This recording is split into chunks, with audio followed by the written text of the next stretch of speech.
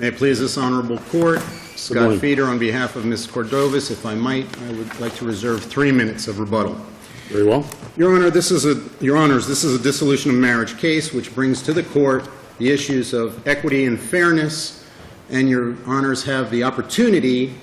This is a case of first impression in the entire state regarding the new statute on durational alimony, which was implemented by the legislature in 2011. There is no case testing the point of law that we are here on, which is what is the discretion of the court in terms of the length of durational alimony in a moderate term marriage. Now, Mr. Feeder, we don't have all of the trial transcript, apparently. Correct, Your Honor. There was a problem that happened on the second day of trial, and no court reporter was obtainable. And we do not have the second day of trial, but we have adequate evidence from the record. We have Mr. Rogers, I'm reminded of presiding over cases in family court. You don't need to respond to what Mr. Feeder is saying with any... I will later. Sorry. I will. Go ahead. We have the first day of trial transcript, and we have the findings of fact in the record that His Honor made, and we have one final point, which is they moved to dismiss the appeal. This court denied that. They moved on that basis, and they have not pointed out a single fact in my brief, not one, or in my reply brief, that is erroneous. Well, would you stipulate to the facts that they put forward in their brief? I mean, that's a trick question, because they suggest facts that are, I think you would not want to stipulate to. I would not, because they've gone beyond both the record and my memory of certain facts, and they could have, of course, under the rules, asked me to stipulate to the facts that some of the facts that they put in their brief, and they never did. Well, I guess under the rule, if a transcript's not available, parties can go back to the court and try to reconstruct the record. Can do that also. And that was not, but that's the appellant's responsibility, I believe. It is if I need to go back to the trial court. But I had both the first day transcript and I had the court's findings of fact in the final judgment, and I'm not attacking the facts as the court found them. What I am appealing is both the failure to make findings based on the facts that the court has, and, of course, the abuse of discretion in giving 5 years of alimony. I mean, the judge found that 5 years of alimony would be appropriate for this marriage. Seems kind of unusual determination. And made no finding of fact as to why he did that. Well, that was his finding of fact in law. So how do we know that that was incorrect if we don't have the transcript? I can point out, first of all, we now have a case on durational, not on this point, in terms of how long is in the court's discretion. But in the Chauvin case, out of the 4th DCA, they specifically said the court must make findings of fact as to the duration. And we don't have that here. The court simply gave us its conclusion or opinion, 5 years is enough. The court must make findings as to why 5 years is enough. We have 3 minor children, the youngest of which was 6 and would not graduate high school for 13 years in a 13-year marriage. We also do have some guidance, although it's not dispositive, in the 2 cases that have come out. Chauvin, where an 11-year marriage, and the court gave 10 years, but the 4th DCA said you have to make findings of fact. And then we have the Tate case, where we also have a shorter marriage in Tate, 10-year marriage, and in that marriage there was 10-year duration, and again, they weren't challenged on appeal. So this court has the opportunity to say, is 5 years with 3 children, with the sacrifices this mother made to support her husband, living literally in poverty on his $11,000 income as a resident? I think that's a compelling argument as far as it goes, but without the transcript, we don't have the full picture. But you have those facts. We have excerpts from the transcript, yes. You have those facts. So those are the facts on which we can rely. And there's no counterfacts, and they don't present really any counterfacts. Their position regards tax returns he filed, which we have the trial judge found he was voluntarily not working for purposes, and I'm going to quote the judge, part of an, quote, orchestrated plan, unquote, for the divorce to reduce his income. And the court found, despite evidence of $250,000 going through his accounts in the year of the divorce, the court only found, at the absolute minimum for a psychiatrist, income of $175,000 a year. Which I have to suggest that perhaps that particular finding imputing the income was not supported by the evidence, meaning the tax returns. Actually, it was, and that's again, and I pointed out, in his tax return, what he was doing to get to his lower number was taking all of his household expenses, his phone, his son's car, his adult son, who didn't work for the business at all, and other expenses, and declaring those as business expenses. But these are all evidentiary arguments that you're making without the benefit of the full transcript. In other words, if you were to say to us, we're going to proceed because we're challenging an error that's on the face of the judgment, arguably you don't need the transcript. But you're making very dense evidentiary arguments without having come forward with the transcript or having recreated the record as the rules provide. I apologize, but I'm not understanding the logic here. If this court were to say that the trial judge was wrong in its ruling that the man makes $175,000 a year minimum as part of the court's finding, because we don't have record evidence to support that, then the case should be reversed and sent back to the trial court. But if you do the math based on the face of the order, of the final judgment, it seems that the trial court's calculations were appropriate. The question of the term of the durational alimony is a different issue that I think has to be, the error in that calculation or in that determination has to be supported by the record. And we're not seeing that support, as I guess what Judge Loke is saying and what I'm saying. The other issue that I have is, I don't see in your initial brief where you raised the question of the sufficiency of the findings of fact in the final judgment. I didn't raise that issue because I'm not challenging the sufficiency of the judge's findings of fact. I'm challenging the fact that he made no findings of fact to justify 5 years. That's not in your brief. It is. I must have missed it somewhere. Yeah, I will happily look for that, Your Honor. Well, don't waste your time looking for it now. Go ahead. Yeah, You're at 7 minutes. If you want to reserve 3 minutes, or you want to walk into the rest of your time, you're free to do that as well. I'll use 1 minute to do 2 more things. Very well. We have undisputed 13-year marriage. Undisputed, she sacrificed pregnant to support him, the husband, as he became a psychiatrist. We have the judge's finding of fact of $175,000 a year income. We know she makes $52,000. On those facts alone, both the amount of alimony on all the case law and the duration on all the cases from the third is inappropriate, 5 years with a minor child. Lastly, attorney's fees. He's still, after paying alimony, getting $12,000 a month under the minimum imputed, and she's getting, after alimony, $6,000. And no attorney's fees were awarded. Lawyers will not be able to continue to take cases, and Canacaris is clear, as the court should award fees under those circumstances, and then consider how much of the fees. Got it. Morning, Your Honors. May it please the Court. Harvey Rogers on behalf of the appellant Lazaro Cordoves. And what we filed initially was a motion to compel them to produce the transcript.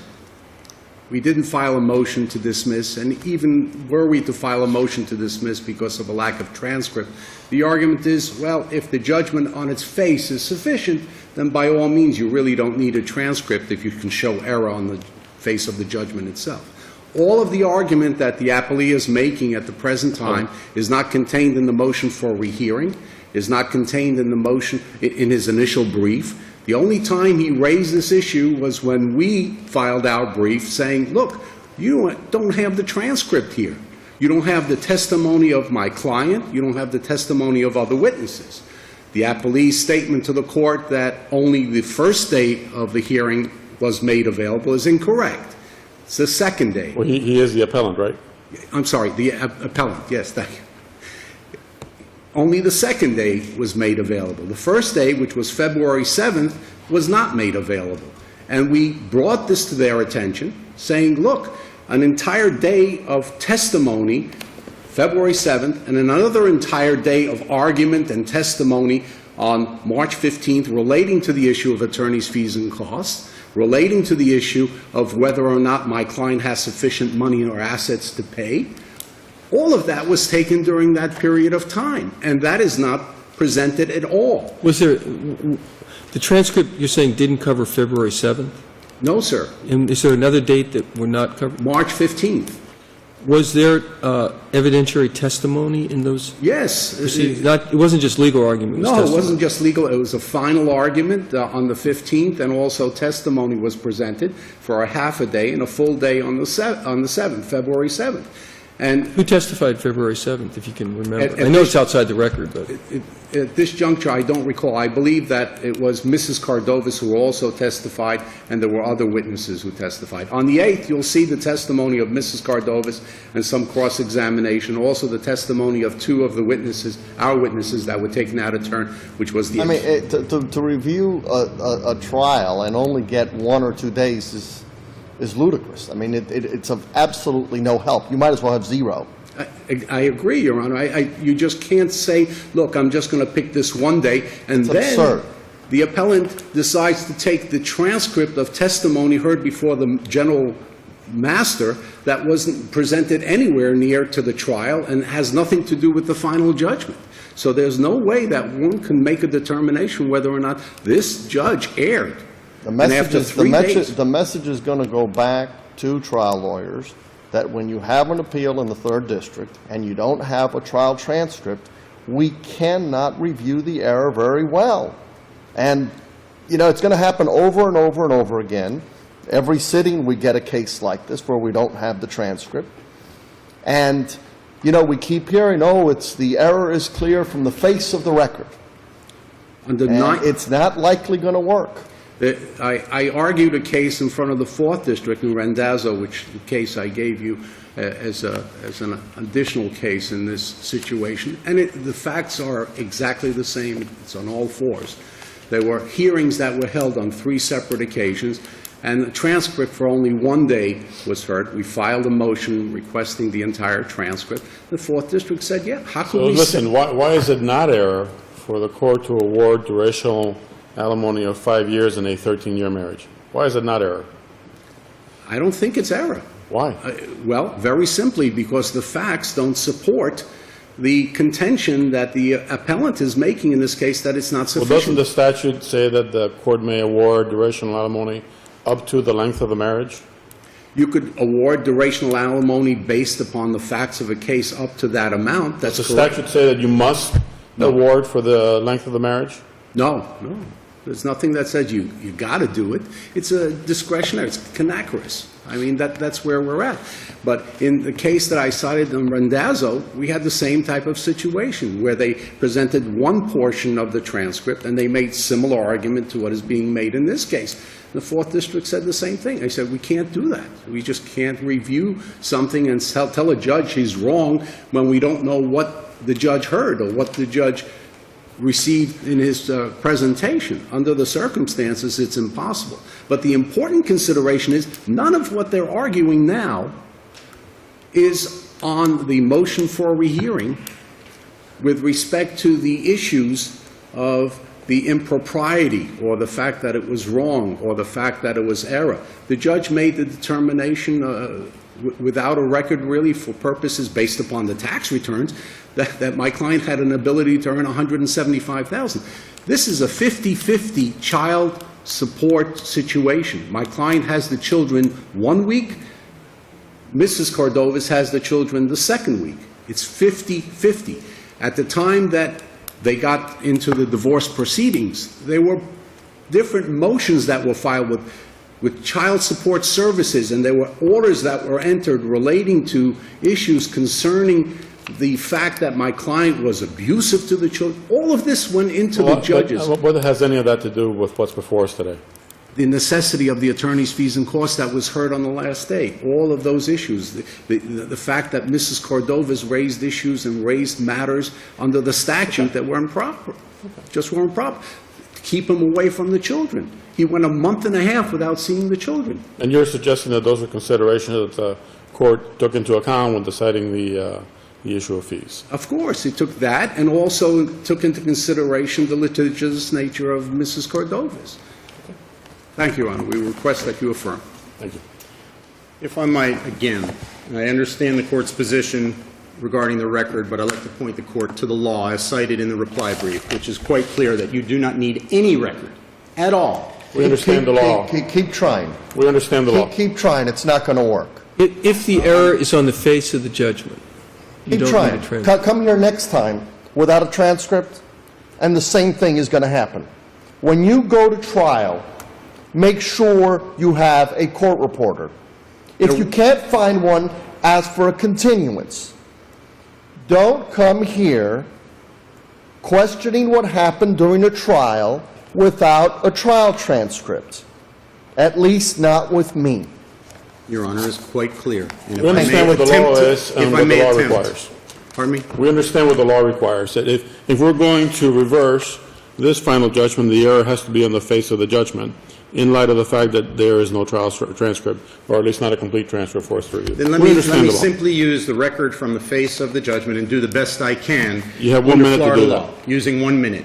We have recognized on the face of the judgment 13-year marriage. 3 minor children, one of which is 6, won't be graduating for 13 years from high school. From the face of the judgment, we have $175,000 or $15,000 a month approximate income versus her income, and that's a minimum earning capacity for him, of her income of $4,000 a month. After, when you net it out, And 12 what's the versus 6. standard of review? The standard of review is an abuse of discretion, which says no reasonable person would find this. 5 years, Your Honors have said, in a 6-year marriage, 3 years of bridge the gap alimony, reversible error. In a 16-year marriage, Your Honors, or this court, the Third DCA, has said, in a 16-year marriage, permanent alimony. And you'd like to do, us to do what? I would like you to reverse this on 2 grounds. Number 1, as a matter of law, under the facts of the face of the judgment, 5 years of durational alimony to leave this woman with that, having to move from the lifestyle of the second thing? parties to misfortune. And the second thing? And the second thing is attorney's fees. The idea that there was no finding, and there must be findings under Rosen of litigiousness, there was no finding. The judge just said each to pay their own. Thank you, Mr. Feeder.